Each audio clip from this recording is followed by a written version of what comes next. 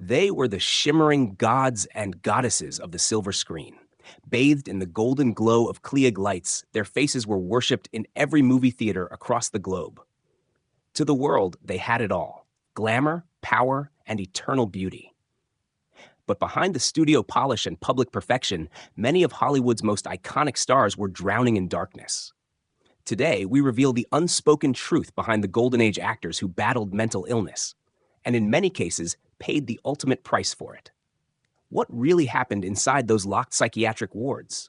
To Vivien Leigh, Descent into Darkness. To millions, Vivien Leigh was Scarlett O'Hara, the fiery Southern belle whose will could bend the world. She was the embodiment of beauty, elegance, and passion. But when the camera stopped rolling, Vivien wasn't chasing dreams. She was running from her mind. Vivien Leigh's rise to stardom was meteoric. After conquering both stage and screen and becoming the darling of the world with Gone with the Wind, she secured her place in cinematic history. But as her fame soared, her psyche began to fracture. Those closest to her noticed the first signs early: sudden mood swings, irrational bursts of anger, days of electric, euphoric energy followed by weeks of despair so deep she couldn't get out of bed. Leigh wasn't just moody, she was suffering from what would now be recognized as bipolar disorder. Her husband, the legendary actor Laurence Olivier, tried to protect her. At first, he dismissed it as exhaustion, a natural side effect of their grueling theater schedules. But as Vivien's behavior turned erratic, violent, even, he could no longer deny the truth. She would throw objects at him during arguments, scream at invisible enemies, and vanish into states of catatonia. In one chilling instance, she hallucinated that she had given birth to a dead child, though she had not been pregnant. Behind closed doors, Vivien's life was chaos. Yet the studios insisted she remain the dazzling star the public adored. MGM hushed rumors. Publicists lied. And when she collapsed during the filming of Elephant Walk, she was quietly replaced and whisked away for what was described as rest. But rest was far from the truth.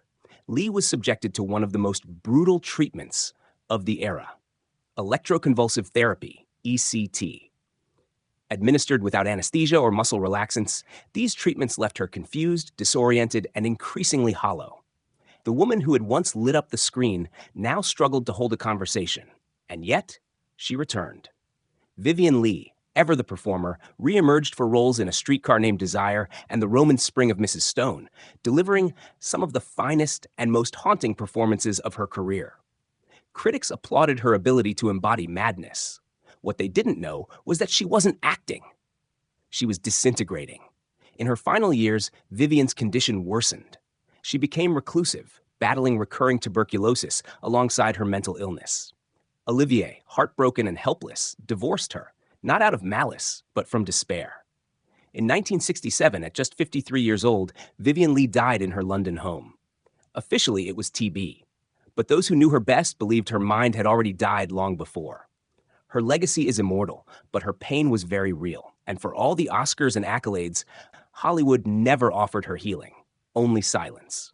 Part 3, Frances Farmer, the actress Hollywood tried to erase. She was called the next Garbo, a beauty so raw and striking that even Hollywood's most jaded producers paused to watch her walk into a room. But Frances Farmer was never interested in playing the game, and that refusal would become her death sentence. When Frances arrived in Hollywood in the mid-1930s, she was a force of nature. Sharp-tongued, politically outspoken, and defiantly independent, she rejected the glitzy, scripted life studios tried to impose on her. She turned down fluff roles, mocked industry events, and once infamously declared, "Hollywood is a machine, and I will not be a cog in it." For that, she was marked. Studio heads called her difficult. Producers whispered that she was unstable. But Frances wasn't mentally ill. Not yet. She was simply a woman unwilling to conform. And in 1930s Hollywood, that was enough to destroy you. Her career began to stall. Roles dried up, rumors spread. She returned to the stage, but even there, her reputation as a rebel followed her. And then, everything unraveled. In 1942, after a string of personal losses and relentless media harassment, Frances suffered a nervous breakdown. What followed was not compassion, not treatment, but a descent into one of the most horrific psychiatric nightmares in celebrity history. Frances Farmer was institutionalized at Steilacoom State Hospital in Washington. What happened behind those walls is still debated, but the surviving records paint a harrowing picture.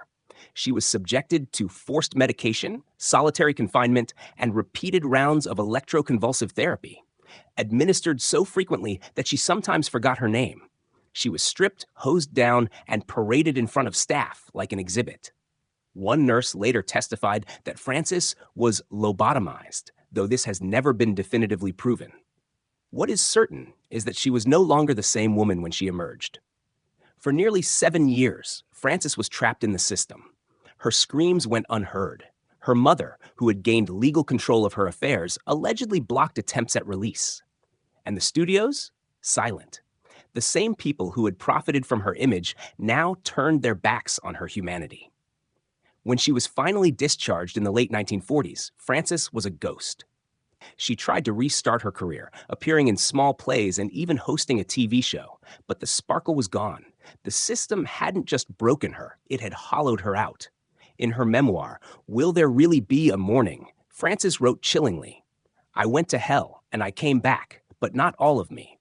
She died in 1970, largely forgotten, her tragedy reduced to whispers and scandalous headlines. But behind those headlines was a woman who had simply refused to bow and was destroyed for it. Frances Farmer wasn't insane when Hollywood turned on her, but by the time they were done with her, no one could tell the difference. Part 4, Jean Tierney, Beauty, Tragedy, and the Breaking of a Star. She was the face of perfection. Jean Tierney, the ethereal star of Laura, Leave Her to Heaven, and Heaven Can Wait, was once described by costume designer Oleg Cassini as too beautiful to be real. But behind that porcelain exterior was a soul quietly cracking beneath the pressure of a public that demanded perfection, and a world that showed no mercy when she broke. Jean's troubles didn't start with fame, they began with fate. In 1943, at the height of World War II, Tierney volunteered for a morale-boosting appearance at the Hollywood Canteen. Despite strict warnings, she was exposed to rubella, contracted from a fan who had knowingly broken quarantine just to meet her. Jean was pregnant at the time. The consequences were catastrophic. Her daughter, Daria, was born deaf, partially blind, and severely intellectually disabled. Tierney would later confess that she never recovered from the guilt. In her words, "Nothing that happened to me, professionally or personally, was ever as painful." From that point on, Jean began to deteriorate. She worked tirelessly to maintain her image, attending premieres, doing press, shooting film after film. But her spirit was withering. By the early 1950s, friends noticed she was growing forgetful, withdrawn, and tearful without cause. Depression consumed her. Panic attacks became frequent. She became paranoid that everyone was judging her, mocking her. She withdrew from public life, canceling films, breaking off relationships, even attempting suicide. Eventually, she checked into Menninger Clinic, a psychiatric facility in Kansas. But rest wasn't what she received. Like so many women of her era, Jean was subjected to electroshock therapy, sometimes multiple times per week. She lost significant portions of her memory. When she returned home, she could barely remember her lines or her friends. One colleague would later say, "She came back, but part of her didn't." She tried to recover. For a time, she worked as a sales clerk in a department store, trying to escape the pressure of being Jean Tierney. But the tabloids found her. Headlines screamed, "Hollywood star reduced to selling dresses." Ashamed, she checked into another facility, this time under a false name. In 1958, she married Texas oilman W. Howard Lee and slowly built a new life far away from Hollywood. But the scars remained. In her memoir, Self-Portrait, Tierney admitted she lived in constant fear of relapse. "I was never completely well," she wrote. "I only learned to survive." She died in 1991, her beauty legendary, her tragedy largely forgotten. Today, fans remember her as the haunting, graceful woman on screen. But few know that for much of her life, Jean Tierney was fighting a war no one could see, and one she was never allowed to speak about. In the age of glamour, her pain was off script. Part 5, Montgomery Clift, the beautiful disaster of old Hollywood. Long before the term method acting became a badge of honor, Montgomery Clift lived it, raw, vulnerable, painfully real. And he wasn't acting wounded men. He was one. Behind the soft voice and striking cheekbones was a man in emotional freefall, a soul too sensitive for the machinery of fame. In the 1940s and early 50s, Clift was a revelation. He exploded onto the screen in Red River, A Place in the Sun, and From Here to Eternity, redefining masculinity not through dominance, but fragility.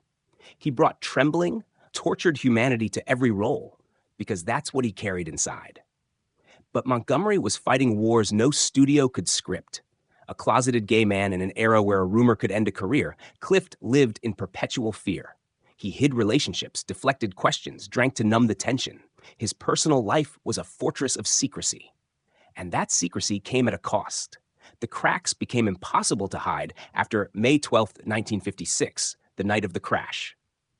Clift had just left Elizabeth Taylor's house in Beverly Hills when he fell asleep at the wheel. His car slammed into a telephone pole. The injuries were horrific: a broken nose, shattered jaw, facial lacerations, and teeth driven into his sinus cavity. Taylor was the first to reach him. She pried 2 teeth from his throat so he could breathe. The physical damage was devastating, but the emotional trauma was worse. After extensive reconstructive surgery, Clift's once dreamy face was altered forever. Hollywood whispered, "He's ruined." But Monty returned to the screen. His performance in Raintree County opposite Taylor was subdued, shadowed. Gone was the luminous vulnerability, replaced by a haunted stare. Behind the scenes, he was spiraling, drinking heavily, abusing painkillers, forgetting lines, lashing out in confusion and despair. The studios tried to mask it. Directors worked around his addictions. Co-stars walked on eggshells. But Monty was sinking. Friends said his post-accident years were consumed by guilt, shame, and self-destruction. He called it his longest suicide. Insomnia plagued him. Paranoia became constant.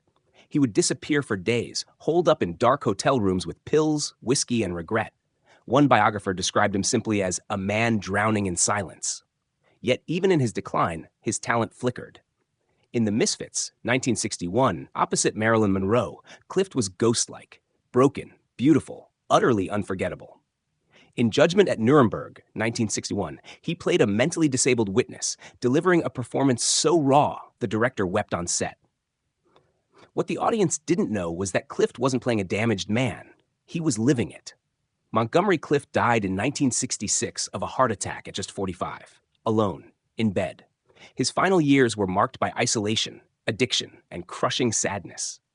He left behind no scandalous memoirs, no dramatic interviews, just a pile of unread letters, a collection of broken relationships, and a legacy that Hollywood tried to sanitize.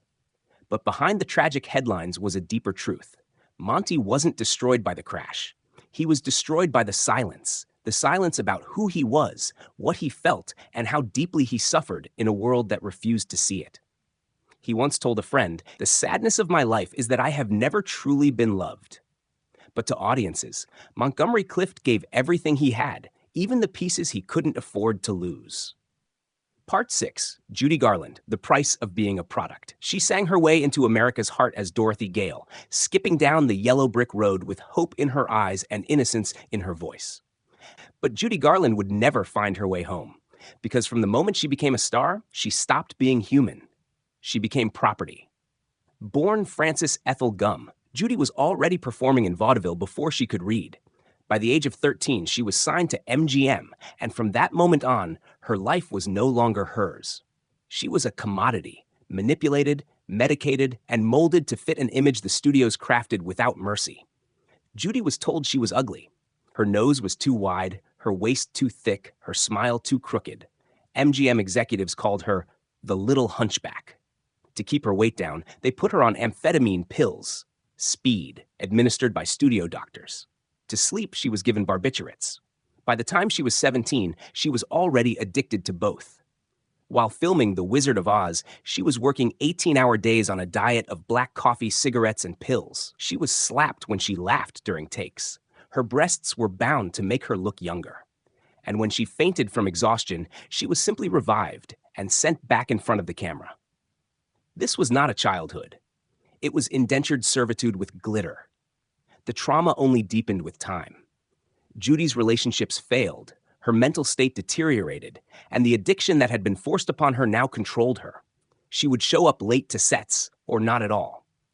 Her voice would shake. Her hands trembled. Executives labeled her unreliable, unstable, difficult. No one mentioned why she was that way. In the 1950s, MGM dropped her. Just like that, the same machine that created her discarded her. She attempted suicide more than once. She was in and out of psychiatric institutions. She lost custody of her children, and every time she tried to come back, the world demanded the same little girl they had met in Kansas. But Judy wasn't that girl anymore. She was a woman who had been battered by an industry that profited from her pain. She fought to rebuild her career. A Star is Born, 1954, was her triumphant return, but it was short-lived. The Academy snubbed her. Hollywood moved on. Still, she performed. She always performed. In concerts, on TV, in nightclubs, sometimes just to survive. She would collapse backstage, vomit from nerves, take pills to steady her hands, then walk on stage and deliver magic. Every time. And yet, behind the applause was agony. In her last years, she was penniless, strung out, and emotionally frayed. Her fifth marriage was unraveling. Her health was failing. But she kept smiling, always smiling. On June 22, 1969, Judy Garland was found dead in a London bathroom, an accidental overdose. She was just 47 years old. Her funeral drew thousands. Fans wept in the streets. But the truth remained. Judy Garland didn't die from drugs. She died from the industry that made her. They manufactured her, molded her, exploited her. And when she collapsed, they blamed her for it. Judy once said, "If I am a legend, it is because I have suffered." And suffer she did. Not quietly, not gracefully, but publicly, tragically, completely. She wasn't just a casualty of mental illness. She was its victim and its warning. Part 7, Veronica Lake, a star derailed by schizophrenia and shame. At the height of her fame, Veronica Lake was unforgettable. With her iconic peekaboo hairstyle and sultry screen presence, she became the dream girl of the 1940s. Men idolized her. Women copied her look. And the studios believed they had struck gold. But Veronica Lake's mind was not as perfectly composed as her image. Behind the camera, Lake was difficult. That was the word the studios used. Difficult. But those who worked closely with her knew something deeper was wrong. She was erratic, combative, and at times completely unresponsive.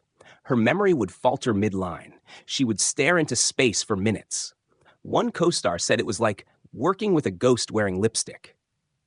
Early in her career, this behavior was dismissed as arrogance. But as time went on, it became clear that something was very wrong. Veronica had a deeply troubled upbringing. Her father died in a freak explosion when she was a child.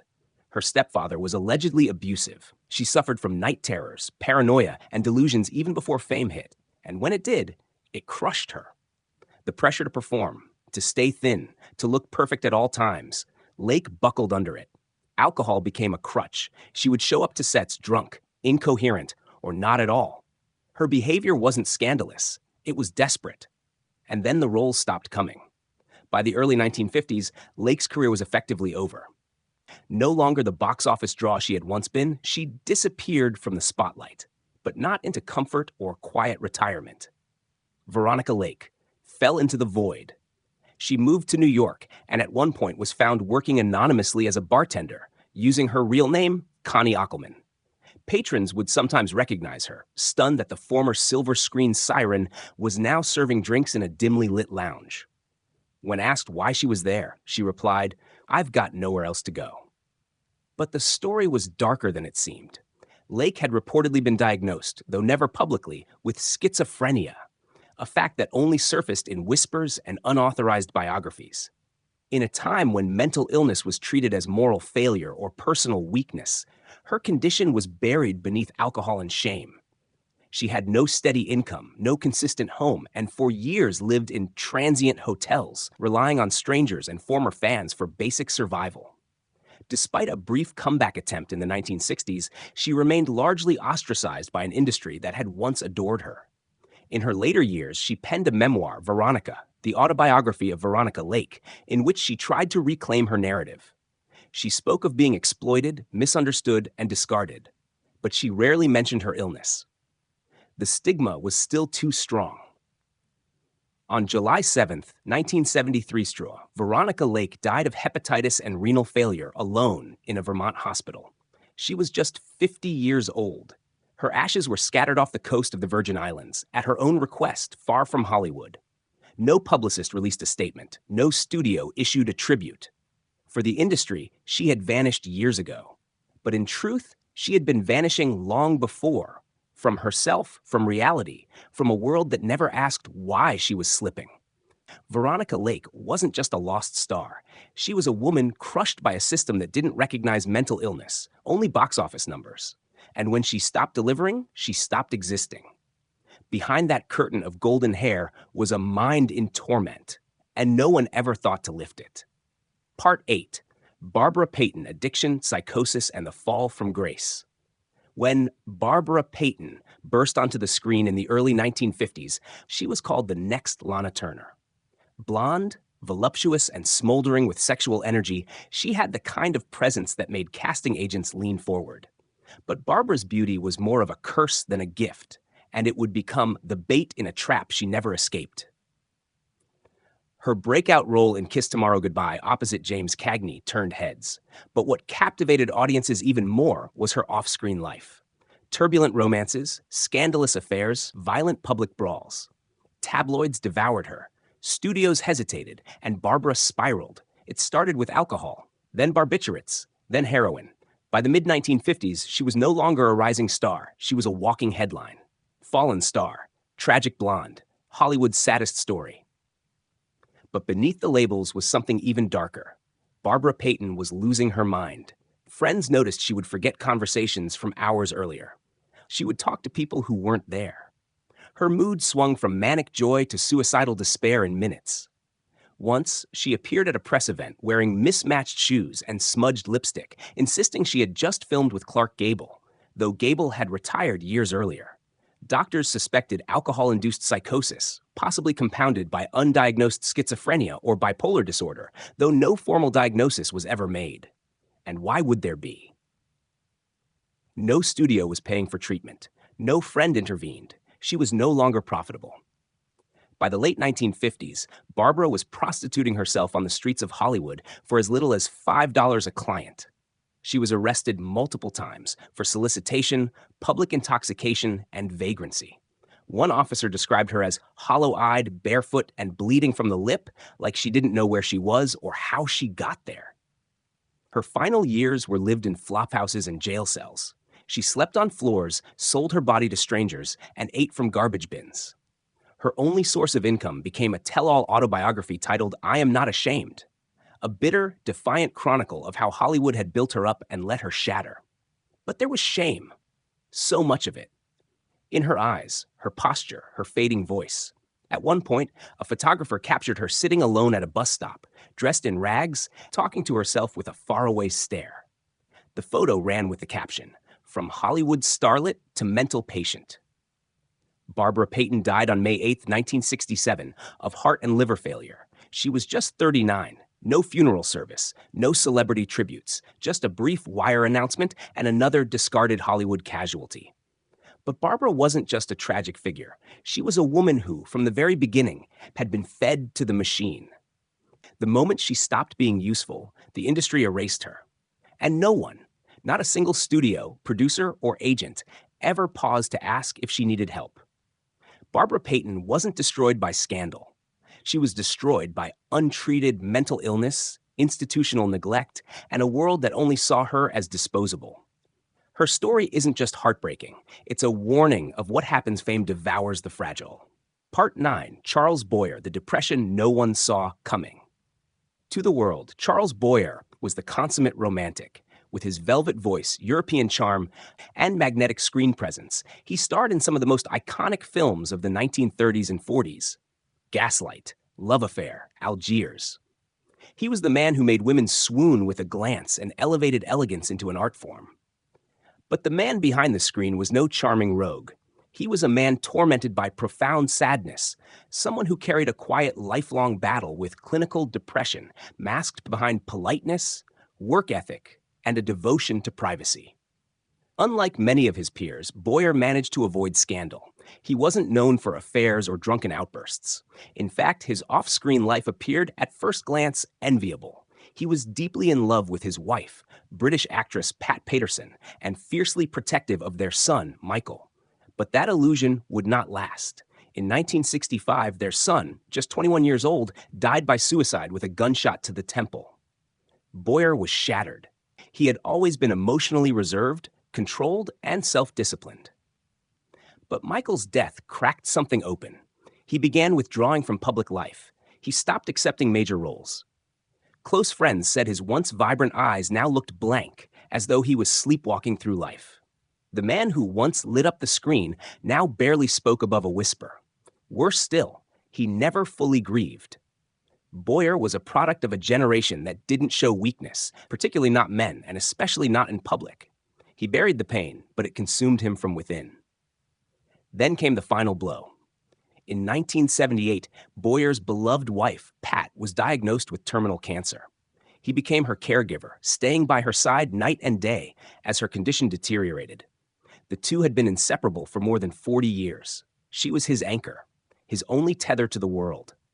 On August 26, 1978, just 2 days after Pat died, Charles Boyer took a fatal dose of Seconal, a powerful barbiturate, and died by suicide. He was 78.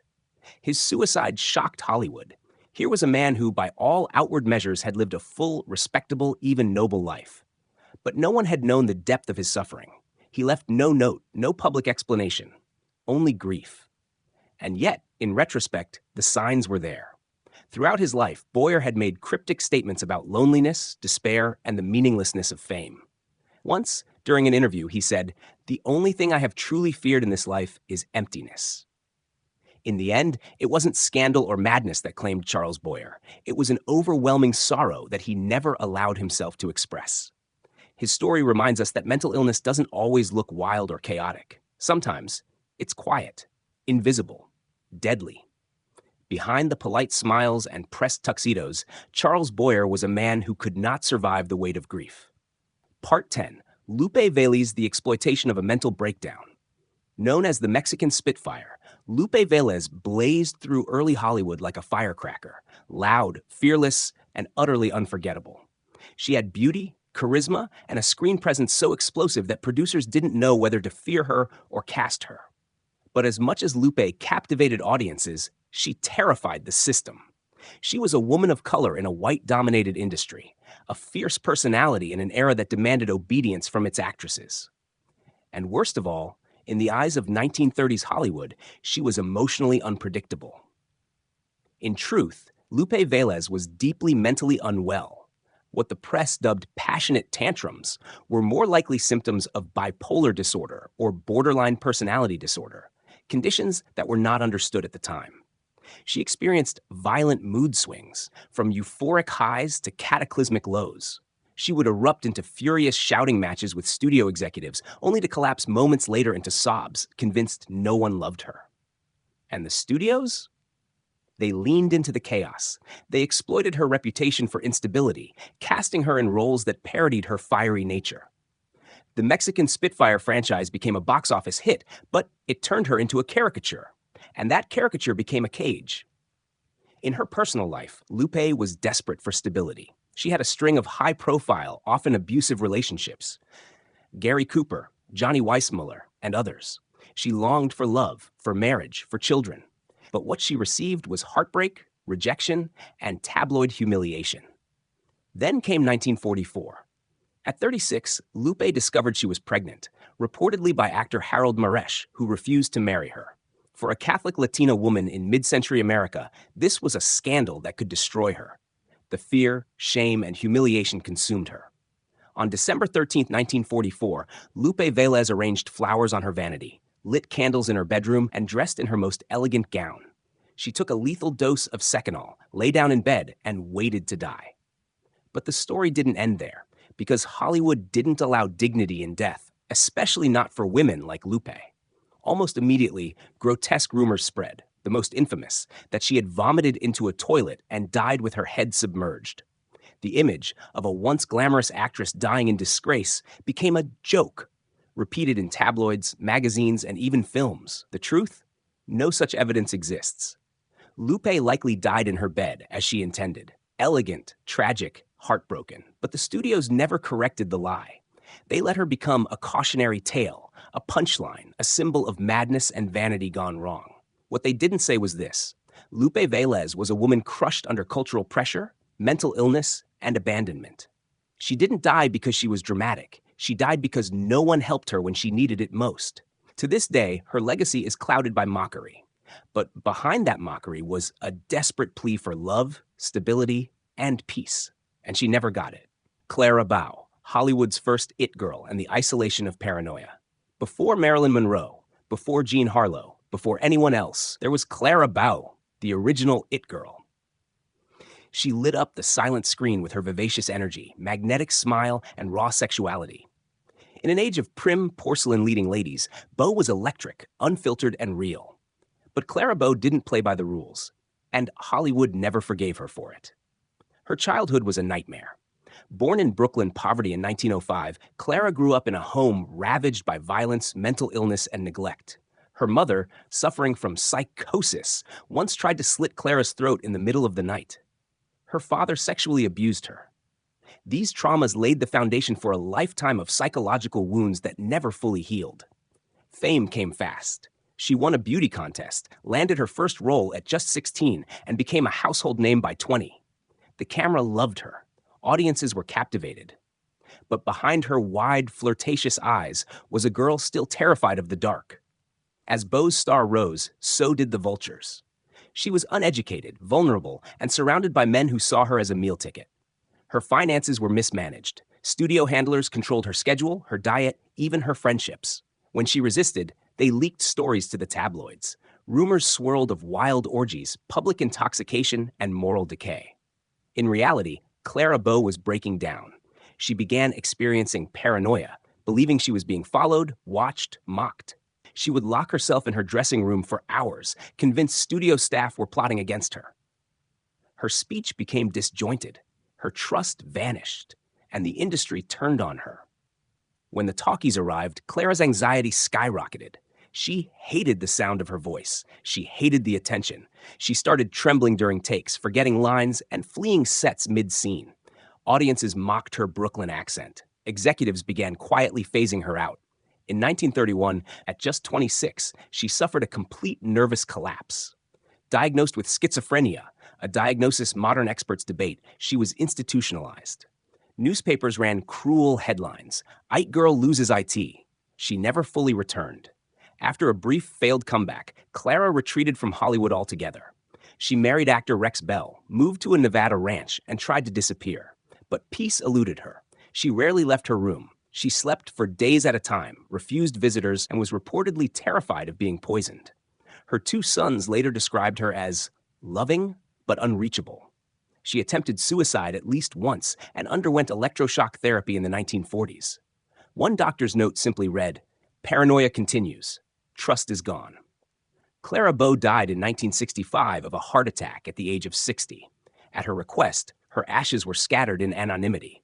Today, she's remembered as the blazing comet who defined a decade. But few acknowledge the pain that came with that fame. Clara wasn't ruined by scandal. She was shattered by the weight of childhood trauma, predatory fame, and a world that saw her only as a commodity. She had it. But what Hollywood never understood was that Clara Bow also had a fragile, frightened soul, one it crushed in the name of entertainment. 12. Ernest Hemingway, Masculinity, Madness, and the Hollywood Lie. Though not a traditional Hollywood actor, Ernest Hemingway loomed large over Golden Age cinema. His novels were adapted into box office hits. His friendships with stars like Gary Cooper and Spencer Tracy were legendary. And his lifestyle, bullfighting, war, women, was mythologized by the very industry he both inspired and despised. But behind the image of the hyper-masculine genius was a man unraveling from within. Hemingway was Hollywood's favorite type of hero, silent, strong, unshakable. But what they didn't show was the generational curse trailing behind him. His father had died by suicide. So had his sister, his brother. And Hemingway himself was haunted by demons that no safari, no war story, no bottle of scotch could drown. By the 1950s, his mental state began deteriorating rapidly. He grew paranoid, convinced the FBI was watching him. In letters, he wrote that his phones were tapped, his mail opened, his every move surveilled. Friends assumed it was drunken rambling. But years later, Freedom of Information Act documents confirmed Hemingway was being watched. The paranoia wasn't imagined, it was rooted in reality. Still, the deeper torment was inside. He suffered from severe depression, compounded by traumatic brain injuries from multiple concussions, plane crashes, car accidents, and boxing matches. His memory began to fail, his speech slurred, he could no longer write as he once had. And for a man whose identity was built on intellect, that loss was devastating. Desperate, Hemingway voluntarily checked into the Mayo Clinic. What he received there was a procedure he would later call his destruction: electroconvulsive therapy, ECT. Over the course of months, Hemingway underwent more than a dozen shock treatments. He told friends afterward, "It was a brilliant cure, but we lost the patient." He returned home unable to write, unable to concentrate, and increasingly suicidal. Hollywood, which had made millions adapting his novels, For Whom the Bell Tolls, The Snows of Kilimanjaro, The Old Man and the Sea, remained silent. There were no statements of concern, no public acknowledgement of his illness, because Hemingway, like so many others, had to remain a myth. And then, on July 2nd, 1961, just days after returning from yet another hospitalization, Hemingway rose before dawn, retrieved his favorite shotgun, and ended his life in the foyer of his Idaho home. He was 61 years old. The announcement stunned the world. Fans mourned, tributes poured in. But behind the eulogies was a brutal truth. Hemingway's death was the final chapter in a story written by pain, untreated illness, and the crushing burden of performance. He wasn't the unbreakable man Hollywood wanted. He was a fragile, wounded artist in desperate need of compassion. And he never got it. The Hemingway myth endures, but it is a myth built on silence, tragedy, and a refusal to see the cost of pretending everything is fine. Part 13. Glamour, racism, and the mental collapse no one wanted to see. She was breathtaking. Talented. Historic. Dorothy Dandridge didn't just walk into Hollywood. She stormed its gates. As the first Black woman ever nominated for an Academy Award for Best Actress, she was hailed as a pioneer, a beauty icon, and a symbol of progress. But behind the gowns and the red carpets was a woman battling invisible chains, both in society and within her mind. Dorothy Dandridge wasn't just a casualty of Hollywood. She was its contradiction. At first, everything seemed possible. With her performance in Carmen Jones, 1954, she became a household name. Critics raved. Magazine covers followed. But what should have been the start of a golden career turned into a long, suffocating stall. Hollywood didn't know what to do with her. She was too glamorous to be cast in servant roles, but too Black to be offered romantic leads alongside white men. While white contemporaries like Ava Gardner and Grace Kelly climbed effortlessly, Dandridge was offered scraps, exotic dancers, tragic victims, and vague ethnic women. Her talents were undeniable. Her options were pitiful. She began to crack. Rejected from roles she knew she deserved, forced to watch lesser actresses eclipse her, Dandridge's confidence began to erode. She turned to alcohol to soothe the wounds. She began missing rehearsals. Her relationships grew volatile. And behind it all was the creeping voice of self-doubt. A voice planted by years of exclusion and institutional racism. Her personal life offered no refuge. She had a daughter, Harolyn, who suffered from severe brain damage and required around-the-clock care. The guilt, some doctors blamed a failed medical procedure Dorothy had undergone, ate at her. She once said, "I would have given up everything, every film, every song, for her to be well." Her marriage to dancer Harold Nicholas fell apart. Affairs with powerful white men, including director Otto Preminger, left her used and discarded. As her fame faded, so did her sense of self. By the early 1960s, Dorothy Dandridge was spiraling. Financially devastated, emotionally fractured, and increasingly paranoid, she began showing signs of a nervous breakdown. She would call friends sobbing, convinced she was being watched. She believed she was cursed. One former colleague described seeing her backstage at a nightclub performance. She was staring into the mirror, whispering to herself, and wouldn't stop trembling. And yet, she tried to rise again. She booked club gigs, attempted a film comeback, and tried to rebuild her finances. But Hollywood had already moved on. On September 8, 1965, Dorothy Dandridge was found dead in her apartment. Official cause, an overdose of the antidepressant tofranil. She was just 42 years old. To this day, there is debate. Was it suicide? Was it accidental? Was it despair? Or simply exhaustion? What is beyond debate is this. Dorothy Dandridge died heartbroken, forgotten by an industry that had once applauded her, then refused to let her grow. She was not just undone by fame. She was buried under its lies, under its boundaries, under its refusal to make room for a woman like her to thrive. Dorothy Dandridge didn't just struggle with mental illness. She struggled with a world that told her to smile, sparkle, and disappear quietly. And she did. Part 14. Dana Andrews, the silent battle behind the leading man. To the world, Dana Andrews was the all-American man. Strong, composed, reliable. He led iconic films like Laura, The Best Years of Our Lives, and State Fair. And he did so with a quiet intensity that set him apart from his more bombastic peers. His face became a fixture of wartime heroism and post-war masculinity. But Dana Andrews had a secret. He was suffering from crippling anxiety and alcoholism, a toxic combination that nearly erased him from Hollywood history. And yet, almost no one noticed, because Dana made pain look like composure. His rise in the 1940s was meteoric. He was handsome, stoic, and seemed to embody the kind of noble restraint American audiences craved. But Andrews himself was struggling to stay afloat emotionally. Underneath the calm exterior was a man plagued by self-doubt, panic attacks, and a fear of failure so intense he often couldn't sleep. To cope, he turned to alcohol. At first, it was manageable. A nightcap to ease the nerves, a drink to steady the hands. But soon it became a necessity. He began drinking before shoots, between scenes, and into the night. Directors whispered, co-stars made excuses, studios covered up missed calls and sloppy performances. But the signs were impossible to ignore. He began forgetting lines, showing up late, lashing out. In one painful incident during a shoot, he collapsed on set and had to be helped off camera by grips and crew members. Rumors swirled, but Hollywood closed ranks. Dana Andrews was a bankable star, until he wasn't. By the 1950s, his star had dimmed. He was still working, but the roles were smaller, the scripts cheaper. His name no longer drew crowds. And behind closed doors, he was drinking more than ever.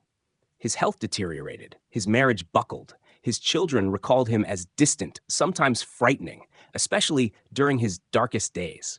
Eventually, Dana hit rock bottom. And that's when he did something almost no one in Golden Age Hollywood ever dared to do. He asked for help. He entered rehab.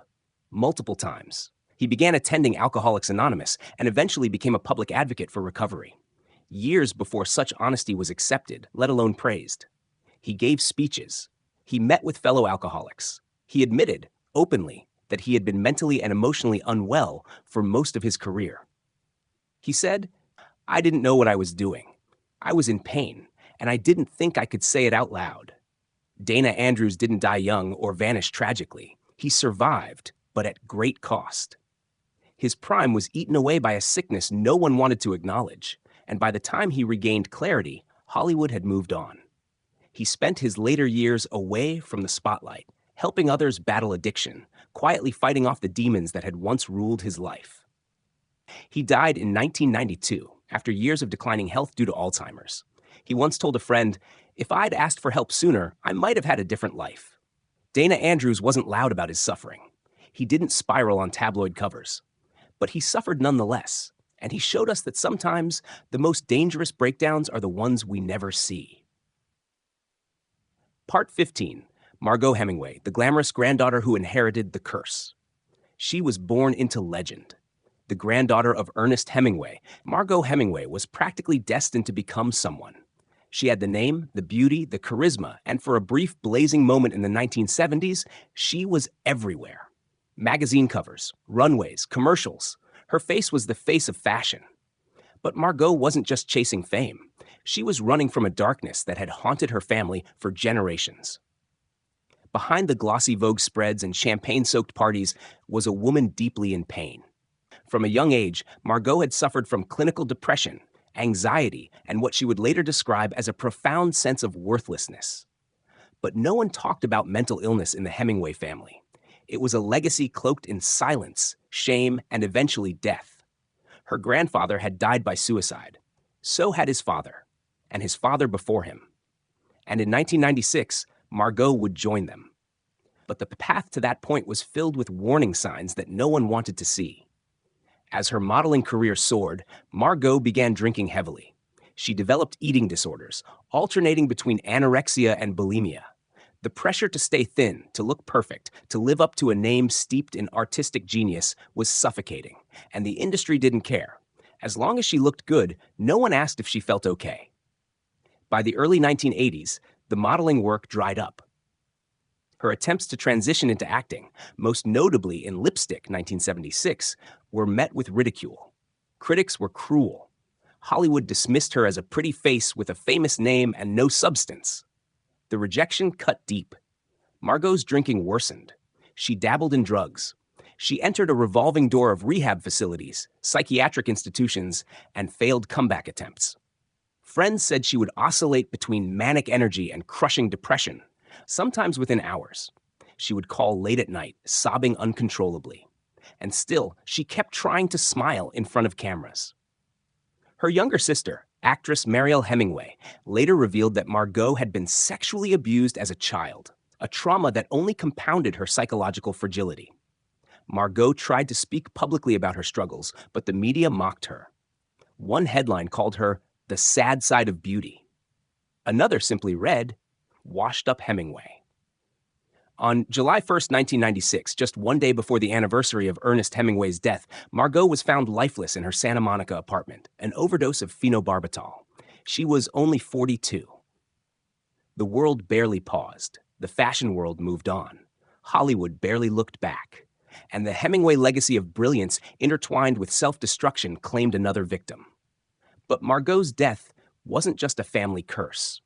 It was the result of a culture that glamorized her beauty but ignored her suffering, that celebrated her lineage but dismissed her pleas for help, that devoured her light and left her alone in the dark. In her final interviews, she spoke often of rebirth, of healing. But she also said, hauntingly, "Sometimes I think the pain is just part of who I am, like it was written in my blood." And maybe it was, but it didn't have to end the way it did. Margot Hemingway was more than a name. She was a woman trying to outrun history and a world that refused to listen when she screamed. Part 16, Richard Burton, the slow suicide of the intelligent man. There was no voice like Richard Burton's. Deep, commanding, rich with Shakespearean weight, it could seduce, provoke, or devastate, all in a single breath. On stage and screen, he was mesmerizing. But behind that thunderous voice was a haunted silence. Burton was more than a star. He was a scholar, a poet, a man of letters trapped in the skin of a movie idol. He despised the fame he attracted, loathed the gossip columns that tracked his every move, and resented the industry that, in his words, paid me a fortune to waste my talent. But he took the money, and he drowned his rage in alcohol. Richard Burton's brilliance was never in question. Whether in Who's Afraid of Virginia Woolf, Beckett, or The Spy Who Came In from the Cold, his performances were layered, cerebral, electric. But off-camera, he was disintegrating. By the 1960s, he was drinking heavily, a bottle of vodka before lunch, more after dinner. He showed up to rehearsals drunk, slurred his lines, insulted directors. His legendary romance with Elizabeth Taylor, though passionately immortalized on and off screen, was fueled by volatility, codependency, and mutual destruction. Taylor tried to help him. Friends tried to intervene, but Burton didn't want to be saved. He wore his self-loathing like a crown, joking often about his death. He once said, "I am not long for this world. I have drunk myself into oblivion and have no regrets." But the truth was darker. Burton suffered from deep, untreated depression. He wrote endlessly in his private journals, thousands of pages of poetry, confessions, and sorrow. He called himself a fraud, a coward, a man afraid of his own mind. He felt trapped by fame, by his reputation, by the expectations of genius. And rather than confront it, he numbed it. With whiskey, with anger, with silence. In one entry he wrote, "I am a man who is drowning in admiration and yet cannot breathe." Despite the drinking, despite the decline in his health, Burton continued to work. Sometimes sober, often not. His later roles were shadows of his earlier greatness. haunted, fatigued, aching. He looked tired of pretending. By the 1980s, his body was failing. Years of drinking had devastated his liver, heart, and nervous system. He suffered memory loss, tremors, and staggering fatigue. Friends said he was like a ghost with a voice. On August 5th, 1984, Richard Burton died from a cerebral hemorrhage at age 58. The world mourned. Newspapers ran tributes to the titan of stage and screen. Elizabeth Taylor wept publicly, but few dared to address the truth. Burton had been dying for years, slowly, deliberately, and in plain sight. His death wasn't sudden. It was a slow suicide, administered in small, glittering doses, wrapped in tuxedos and Shakespearean soliloquies. Hollywood let him decay, celebrating his talent while ignoring his pain. Because Richard Burton wasn't just a drinker. He was a deeply sensitive man, battling a mind too sharp to lie to itself, and too broken to live in peace. He once wrote, "I could have been a great man, but I was born with this hole in me, and nothing, not fame, not fortune, not even love, ever filled it." Part 17, Gail Russell, the starlet who drank herself into oblivion to escape fear. She had the kind of face you never forget, wide, sorrowful eyes and a gentle, haunting stillness that gave her a quiet magic on screen. Gail Russell didn't need to scream to be heard. She was delicate, ethereal, a dream captured in black and white. But dreams don't last in Hollywood, especially not when you're terrified of your own spotlight. Gail Russell never wanted to act. Born shy, withdrawn, and painfully introverted, she once said she would have preferred life as a painter.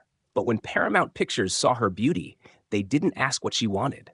They signed her, molded her, threw her onto film sets with zero experience and one demand: don't ruin the shot. Behind the camera, she was unraveling. From the beginning, Gail suffered from crippling stage fright and social anxiety. She would freeze on set. Her hands shook. Her voice trembled. She couldn't eat, couldn't sleep. One director recalled, "You could see the panic in her eyes, like a bird caught in a room with no windows." To cope, someone offered her a drink. It worked. For a moment. And that's how it began. Russell quickly became dependent on alcohol just to make it through a day of filming. She would drink before scenes, during breaks, after wrap. She was still delivering radiant performances in films like The Uninvited, 1944, and Angel and the Bad Man, 1947. But the damage was mounting. Internally, she was breaking. Hollywood whispered. Directors complained. Paramount tried to hide it until they couldn't. By the early 1950s, Gail Russell's addiction was no longer a secret. She was dropped by her studio. Her once promising career fizzled into low-budget roles and cancellations. One arrest for drunk driving made headlines across the nation. She crashed into a coffee shop, disoriented and weeping, a bottle beside her in the passenger seat. She disappeared from public life, holed up in a small Los Angeles apartment. There were attempts at recovery. She worked occasionally. She smiled when asked about comebacks, but her smile never reached her eyes. Friends who visited said the place was filled with empty bottles, unwashed dishes, and an unbearable silence. One recalled, "She looked like a ghost who forgot she had died." She died alone on August 26, 1961, at just 36 years old. The official cause, heart failure, likely brought on by acute alcoholism and malnutrition. No public memorial, no Hollywood tributes.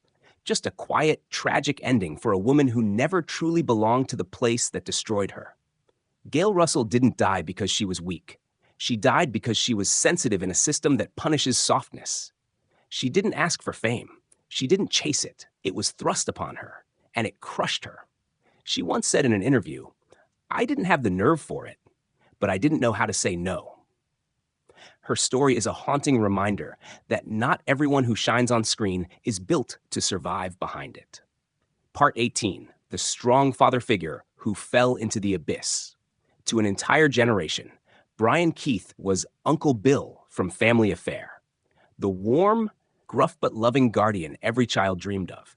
His deep voice, rugged face, and calming presence made him the ideal father figure both on screen and off. Hollywood praised his professionalism. Viewers adored him. But behind the scenes, Brian Keith was a man in pain, silent, relentless pain. Long before the cameras rolled, Keith had endured a tough childhood.